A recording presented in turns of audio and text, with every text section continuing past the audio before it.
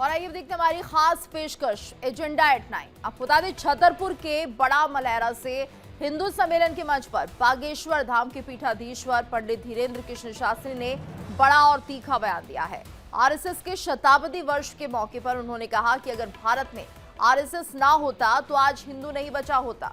हिंदू समाज को जातियों से ऊपर उठकर एकजुट होने की अपील करते हुए उन्होंने साफ कहा कि जब तक हिंदू बटा रहेगा तब तक पहचान अलग अलग रहेगी, लेकिन जब हिंदू एक होगा तो भारत हिंदू राष्ट्र कहलाएगा। बांग्लादेश में हिंदुओं पर हो रहे अत्याचारों का जिक्र करते हुए चेतावनी दी गई कि एकजुटता नहीं हुई तो वैसे हालात यहां भी बन सकते हैं। ऐसे में सवाल उठता है कि क्या हिंदू राष्ट्र की अवधारणा सांस्कृतिक पहचान की बात है या भारत के बहुधार्मिक स्वरूप के लिए चुनौती है। आरएसएस नहीं होता तो हिंदू नहीं बचता। क्या संघ हिंदू समाज का रक्षक है? जाति छोड़कर एक होने की अपील की जा रही है। क्या हिंदू एकता संभव है बिना सामाजिक विविधता को नुकसान पहुंचाए? तो बांग्लादेश को उदाहरण देकर चेतावनी दी जा रही है। क्या ऐसे बयान हिंदू मुस्लिम अविश्वास को बढ़ाते हैं? हिंदू राष्ट्र की बात से क्या मुस्लिम और अन्य अल्पसंख्यक समुदाय खुद को असुरक्षित महसूस करेंगे? क्या ऐसे बयान हिंदू को जोड़ेंगे या समाज में धार्मिक ध्रुवीकरण को और तेज करेंगे? तो आपको बता दें हिंदुत्व पर एक बार फिर से पंडित धीरेन्द्र शास्त्री का ये बयान सामने आया है कि आरएसएस अगर नहीं होता तो हिंदू नहीं बचता। जाति छोड़कर एक होने की अपील कर रहे हैं धीरेन्द्र शास्त्री। हिंदू बटेगा तो पहचान अलग अलग रहेगी, हिंदू एक होंगे तभी भारत हिंदू राष्ट्र कहलाएगा। तो बांग्लादेश का उदाहरण देकर चेतावनी दी है, हिंदू एकजुट नहीं हुए तो हालात खराब होंगे। पंडित धीरेन्द्र शास्त्री का ये बयान जो सुर्खियों में है, और ऐसे में जिस तरह से यहाँ पर आरएसएस को लेकर उन्होंने कहा है कि अगर आरएसएस नहीं होता तो हिंदू एकजुट नहीं होते, और ऐसे में यहाँ पर आरएसएस का महिमा मंडन वो करते हुए दिखाई दिए कि आरएसएस नहीं होता तो हिंदू नहीं बचता, और जाति छोड़कर सभी को एक होने की अपील भी धीरेन्द्र शास्त्री यहाँ पर कर रहे हैं। कहा हिंदू बटेगा तो पहचान अलग अलग रहेगी, यानी जातियों के आधार पर अगर हिंदू बटता रहेगा तो पहचान कभी एक नहीं हो पाएगी और कभी भी भारत हिंदू राष्ट्र नहीं कहला पाएगा। तो बांग्लादेश का उदाहरण भी दिया है, चेतावनी दी है कि हिंदू एकजुट नहीं हुए तो हालात बहुत ज्यादा खराब हो सकते हैं। तो हिंदुत्व पर एक बार फिर से पंडित धीरेन्द्र शास्त्री का ये बयान सुर्खियां बटोर रहा है, और ऐसे में हिंदू राष्ट्र और हिंदुओं की एकता पर जोर दिया जा रहा है। कहा जा रहा है कि आरएसएस ऐसा नहीं होता तो हिंदू नहीं बचता, हिंदू बटेगा तो भारत हिंदू राष्ट्र नहीं बचेगा, हिंदू एकजुट नहीं तो हालात बांग्लादेश जैसे हो सकते हैं। तो सीधे तौर पर यहाँ पर पंडित धीरेन्द्र शास्त्री की तरफ से बड़ी बातें कही गई हैं, और यहाँ पर आरएसएस का ये सम्मेलन था जिसमें उन्होंने ये बात कही है कि आरएसएस का जो काम था वो हिंदू को जोड़ना था, और ऐसे में अगर आरएसएस नहीं होता तो ये काम संभव नहीं होता, हिंदू नहीं बचता। ये बड़ी बातें जो कि पंडित धीरेन्द्र शास्त्री ने कही हैं। ऐसे में उन्होंने बांग्लादेश का उदाहरण भी दे दिया है कि वहाँ पर जिस तरह से हालात बने हुए हैं, अगर भारत में भी हिंदू एकजुट नहीं होंगे तो हालात बांग्लादेश जैसे बन सकते हैं। तो ये तमाम जो बातें हैं वो सामने आ रही हैं, और सुर्खियां बटोरती हुई ये जो बयान है वो दिखाई दे रहे हैं। जिस तरह से आरएसएस को क्रेडिट यहाँ पर दिया है कि आरएसएस का एक जो बड़ा काम रहा हिंदू को बचाना, और अगर आरएसएस नहीं होता तो हिंदू बचता नहीं, हिंदू बटेगा तो ऐसे में भारत हिंदू राष्ट्र भी नहीं बचेगा। और हिंदू राष्ट्र को लेकर हमेशा से उनकी मुहिम चलती रही है।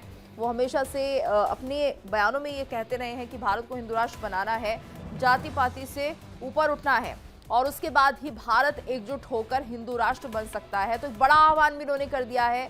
जिस तरह से भारत सदियों से जाति के बंधन में बंधा हुआ है, उस जात पात के भेद को मिटाने की बात यहाँ पर पंडित धीरेन्द्र शास्त्री कर रहे हैं कि जाति में नहीं बंधना है और ऊंच नीच जाति से दूर होकर एकजुट होकर हिंदू बनना है। और अगर हिंदू एकजुट नहीं होता है तो हालात और ज़्यादा खराब हो सकते हैं। आरएसएस नहीं होता तो हिंदू नहीं बचता, जाति छोड़िए और एक हो जाइए, अपील कर रहे हैं पंडित धीरेन्द्र शास्त्री। और कहा कि अगर हिंदू बटेगा तो पहचान भी अलग अलग होगी, तो हिंदू एक होंगे तभी भारत हिंदू राष्ट्र बन सकता है। इससे पहले भी कई बयानों में वो इस बात का जिक्र कर चुके हैं कि जाति पाति भूलकर सभी को एक होना चाहिए, हिंदू को एकजुट होना चाहिए, तभी भारत हिंदू राष्ट्र कहला सकता है। आरएसएस की भी उन्होंने सराहना की है, तारीफ की है कि अगर आरएसएस नहीं होता तो हिंदू नहीं बचता। एक बड़ी मुहिम आरएसएस ने चलाई हिंदुओं को एकजुट करने की, हिंदुत्व की रक्षा करने की, और आरएसएस को उन्होंने यहाँ पर सराहना करते हुए ये बात भी कही कि अगर आरएसएस नहीं होता तो हिंदू नहीं बचता। और साथ ही अपील भी की है कि जाति पाति से उठकर हिंदुओं को एकजुट हो जाना चाहिए, नहीं तो हालात बांग्लादेश जैसे हो जाएंगे। जिस तरह के हालात बांग्लादेश में बने हुए हैं वैसे ही कहीं भारत में भी हालात ना हो जाएं, क्योंकि यहाँ पर जिस तरह से भारत एक सेक्युलर देश है और ऐसे में सभी धर्मों का सम्मान है, लेकिन उसके बाद भी जिस तरह से बहुसंख्या में हिंदू है तो हिंदू राष्ट्र ही ये कहलाएगा, और हिंदू एकजुट अगर नहीं हुए तो हालात बहुत ज़्यादा खराब हो सकते हैं। तो यहाँ पर पंडित धीरेन्द्र शास्त्री की अपील भी है, और जाति को लेकर उन्होंने कहा है कि जाति पाति के बंधन में ना बंधे, हिंदू सिर्फ अपने आप को हिंदू समझे, और हिंदू की पहचान एक ही है कि वो हिंदू है, न जात है न पात है। तो इससे ऊपर उठने की बात उन्होंने कही है। आरएसएस की तारीफ उन्होंने की है, आरएसएस की सराहना की है कि जिस तरह से हिंदुत्व को लेकर आरएसएस काम करता है, हिंदुओं के लिए काम करता है, और ऐसे में अगर आरएसएस नहीं होता तो हिंदू नहीं बचता। हालांकि आरएसएस की जो धारणा है वो सभी के लिए समान रूप से काम करने की है, लेकिन हिंदुत्व को लेकर जिस तरह से ये बयान सामने आ रहा है, और आरएसएस को लेकर उन्होंने कहा है कि अगर आरएसएस नहीं होता तो हिंदू नहीं बचता। ऐसे में हिंदुओं को एकजुट हो जाना चाहिए, नहीं तो बांग्लादेश जैसे हालात बन सकते हैं। बांग्लादेश में जिस तरह से हिंदुओं का नरसंहार हो रहा है, वहाँ की सरकार कुछ नहीं कर पा रही है, और वहाँ भी जो हिंदू है वो उस तरह से एकजुट नहीं हो पा रहे हैं कि बांग्लादेश की सरकार को, शासन को हिला सके। तो ऐसे में यहाँ पर पंडित धीरेन्द्र शास्त्री अपील करते हुए नजर आ रहे हैं कि हिंदुओं एकजुट हो जाओ, नहीं तो बांग्लादेश जैसा हालात आपके भी बन सकते हैं। और ऐसे में जिस तरह से यहाँ पर सीधे तौर पर वो एकजुट होने की बात कर रहे हैं, तो ऐसे में जाति पाति को लेकर भी कह रहे हैं कि जाति छोड़कर एक हो जाइए, अपील कर रहे हैं। पंडित धीरेन्द्र शास्त्री अक्सर अपने बयानों में ये बातें कहते रहते हैं, कभी कोई यात्रा भी वो करते हैं तो उसको लेकर कहीं ना कहीं उनको हिंदुओं को एकजुट करने की अपील हमेशा से की जाती रही है।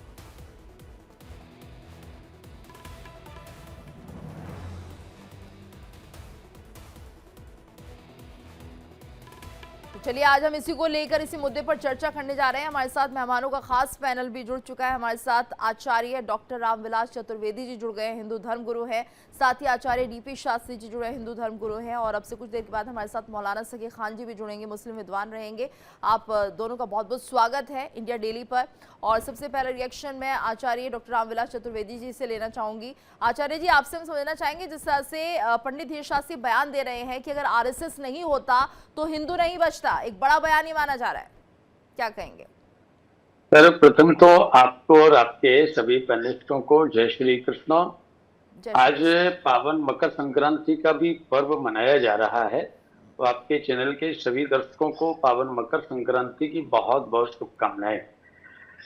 धीरेन्द्र शास्त्री जी का जो वर्तमान में बयान आया है, यह बड़ा ही उचित बयान है, क्योंकि जिस प्रकार से राष्ट्रीय स्वयंसेवक संघ ने 1925 के बाद में जो कार्य किए हैं वो वस्तुतः इस प्रकार के कार्य हैं जो समता, एकता, समभाव, सद्भाव, कुटुंब प्रबोधन, एकल विद्यालय की स्थापना या अनेक प्रकार के उन्होंने कार्यक्रम चला करके और समाज को जोड़ने का काम किया, समाज में समरसता, एकता को आगे बढ़ाने का कार्य किया।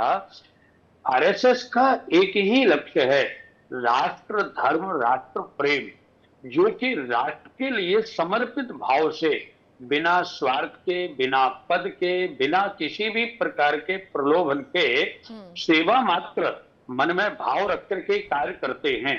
और हिंदुत्व जिस प्रकार से खंडवंड हो रहा था, हिंदुओं को जिस प्रकार से अलग अलग वर्गों में बांटा जा रहा था, क्षेत्रवाद में, भाषावाद में, जातिवाद में, उस सब को ऊपर उठाने का काम संघ ने किया है। और वास्तव में यह कोई छोटा कार्य नहीं है।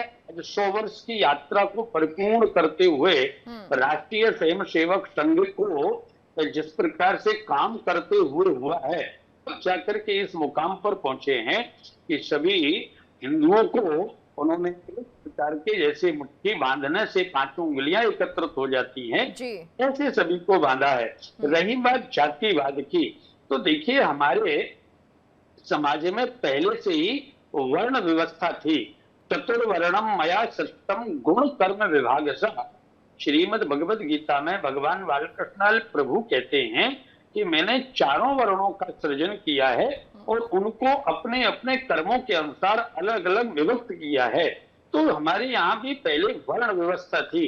आज भी आपके चैनल के माध्यम से मैं आपके दर्शकों को कहना चाहता हूँ, जिसको विशेष बोलते हैं ब्राह्मणों को, ब्राह्मण कोई जाति नहीं है, ब्राह्मण एक वर्ण है।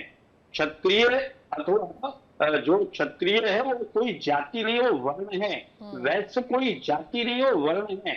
और चतुर्थ वर्ण सभी जानते हैं। तो ये 4 वर्गों में सभी को विभक्त उनके कर्मों और गुणों के हिसाब से किया गया था। बिल्कुल, तो इस बात को बोल लेकिन हमने करके देखा वीरेंद्र कि कर्मों शास्त्री के जी आधार ने पर नहीं बल्कि जात पात करके कहीं ना कहीं हिंदू को बांटने की कोशिश यहाँ पर हुई और वो सफल भी हुई। हमने देखा किस तरह से हिंदू बटा हुआ है। हमारे साथ डीपी शास्त्री जी भी जुड़े हुए हैं। आचार्य डीपी शास्त्री जी, आपसे भी हम समझना चाहेंगे, जिस तरह से हिंदुओं को बंटने की बात कही जा रही है कि आखिर ये जो हिंदू बटा हुआ है, क्या ये माना जाए उन्हें एकजुट करना संभव है? क्योंकि जाति पाति ना करने का भी संदेश यहाँ पर दिया जा रहा है। दूसरा ये कि आरएसएस की सराहना यहाँ पर कर रहे हैं पंडित धीरेन्द्र शास्त्री की, 100 वर्ष पूरे हो चुके हैं और ऐसे में एक बड़ा योगदान आरएसएस का रहा है हिंदू को एकजुट करने में, क्या कहेंगे?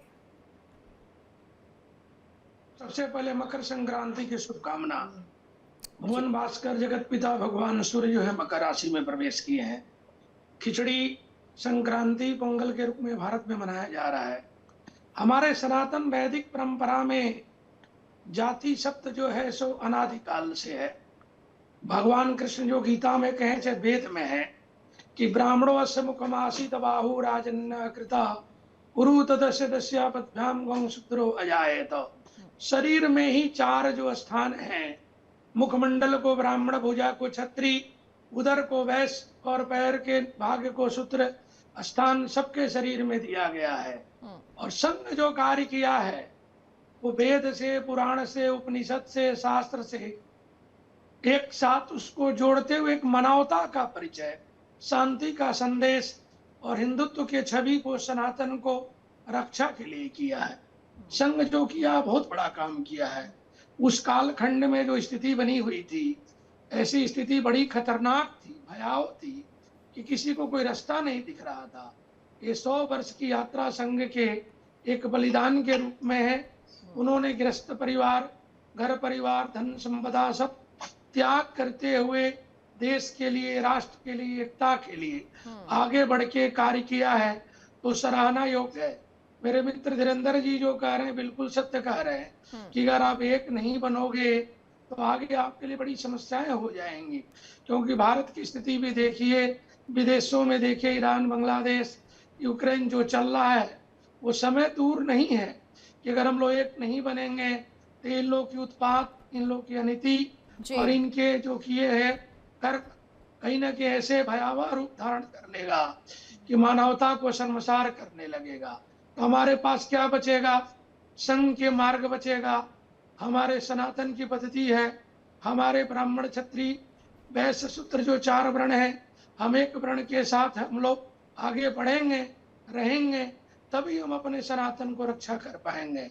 तुमको जाति से हटके, जाति से ऊपर हटके मानवता के लिए अपने विचार आगे बढ़ाते हुए भारत की संस्कृति को बढ़ाने के लिए, बचाने के लिए आगे अपने बच्चों को ज्ञानवान, गुणवान, शिक्षा, योग, कला सबके शक्ति संघ के द्वारा ही, अन्यथा बड़े बुजुर्गों के बताए मार्ग और वेद के द्वारा ही प्राप्त हुआ है।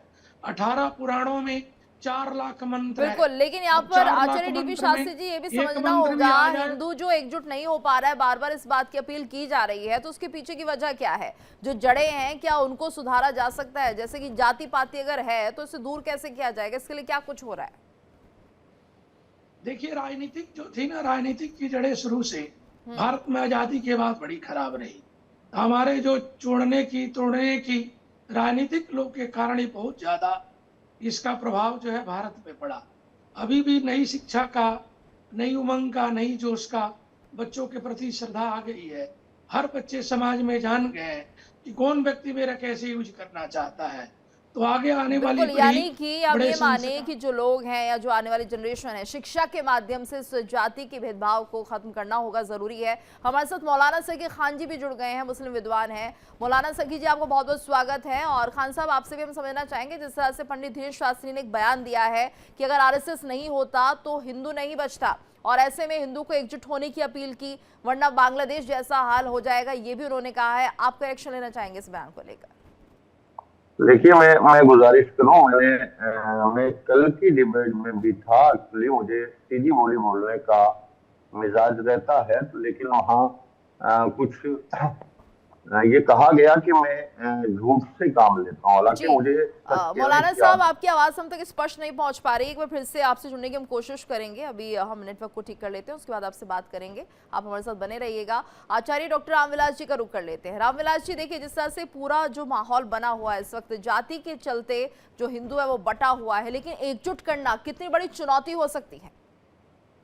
देखिए, हमारा देश लगभग 936 वर्ष तक गुलामी की जंजीरों में जकड़ा रहा, और जिसके कारण कि हमारे समाज को, हिंदुओं को धीरे धीरे करके दबा करके उनकी मानसिकता को एक गुलामी की मानसिकता में परिवर्तित किया गया। जी। और उसका मेन कारण रहा कि फूट डालो और राज करो की राजनीति पर हमारे देश में अनेक जातियों में, भाषा में, क्षेत्रवाद में बांटने का प्रयत्न किया गया, जिसके कारण हिंदुओं के अंदर जो मानसिकता रही उसको ठीक से ऊपर नहीं बढ़ने दिया। और यही कारण रहा कि बीच में जो राजनीतिक दल आए, जिन्होंने 60 वर्ष तक राजनीति की, उन्होंने भी उसी काम को आगे बढ़ने का काम किया है। हिंदुओं को हमेशा हमेशा पिछड़े स्थान पर बिल्कुल। और रखने का आचार्य जी, काम अभी भी किया है। यही माने कि हम जाति के हिसाब से यहाँ पर वोट बैंक भी निश्चित होता है, तो क्या माना जाए कि ये चुनौती नहीं होगा समाज को एकजुट करना, हिंदू को एकजुट करना, जाति से ऊपर उठाकर? कितना आसानी से हो पाएगा जब इसको लेकर हम देखते हैं कि राजनीति भी होती है और जितने भी हमारे नेता है वो चाहते हैं कि जातियों में बटे रहें तो उनका फायदा होगा।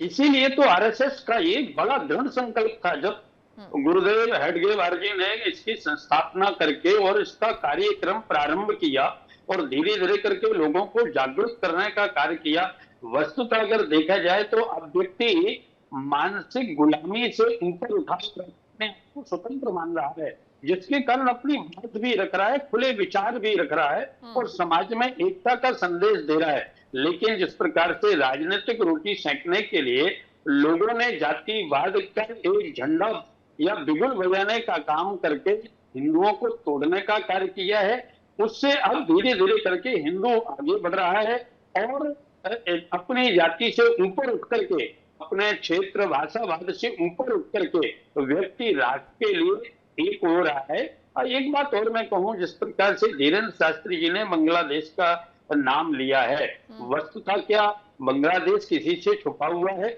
यहाँ पर चुन चुन करके हिंदुओं को मारा जा रहा है, उनके घरों को जलाया जा रहा है और एक जिहादी मानसिकता के लोग इस प्रकार से नारा लगा रहे हैं कि हिंदू अल्पसंख्यक है। अरे वहां की वर्तमान सरकार को तो चाहिए हिंदुओं की सुरक्षा करना, की सुरक्षा ना करके हिंदुओं का जहाँ कत्लेआम हो रहा है वहां पर एकदम मौन है, एकदम चुप है, एक भी स्टेटमेंट उनका। चलिए समय कम है, मौलाना जी का भी रिएक्शन ले लेते हैं। सर मौलाना जी, हमें आपकी आवाज उस वक्त नहीं मिल रही थी, आप सुन पा रहे हैं तो अपना रिएक्शन दीजिए सर जल्दी से। आप मेरी आवाज सुन पा रहे हैं? जी जी बोलिए। मसला ये है कि जिस तरीके से आप एक बार फिर से आपकी आवाज नहीं हम तक पहुंच पा रही है, माफी चाहेंगे मौलाना साहब, आज आपका रिएक्शन हम नहीं ले पाएंगे क्योंकि आवाज अभी भी स्पष्ट नहीं है।